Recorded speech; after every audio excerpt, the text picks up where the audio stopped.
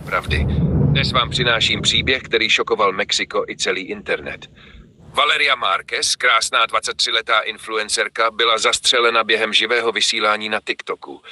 Co se vlastně stalo ve dne 13. května 2025 v salonu krásy?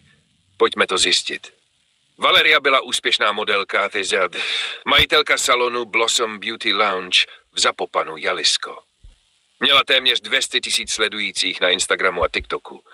Byla sebevědomá, ambiciózní, chtěla prosadit svou kariéru kosmetické podnikatelky.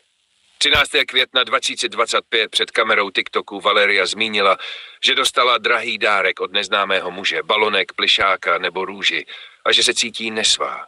Několik minut poté vstoupil muž v přestrojení za kurýra.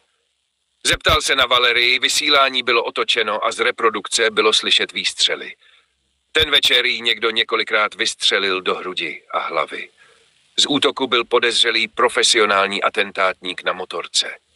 Mexická prokuratura klasifikovala případ jako feminicidio, tedy vraždu ze sexistických důvodů.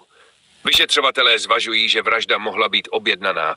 Pachatelé dorazili v roli kurýrů a unikli na motorce. Objevily se spekulace o možném napojení na drogové kartely, ale úřady to zatím nepotvrdily. Více než 15 000 lidí sledovalo útok živě. Video se rychle šířilo a vyvolalo národní šok. Venku před salonem lidé nechávají květiny, kytice s nápisem Perdón a v médiích se volá po spravedlnosti. Případ znovu upozornil na vysokou míru násilí na ženách v Mexiku. Tragédie Valerii Márquez zanechává mnoho otázek. Kdo stál za tím útokem? A proč? Policie zatím nikoho neobvinila, ale vyšetřování pokračuje. Pokud tě tento případ zaujal, dej like, komentuj a sdílej. Pomůžeš tak udržet pozornost na tomto krutém činu.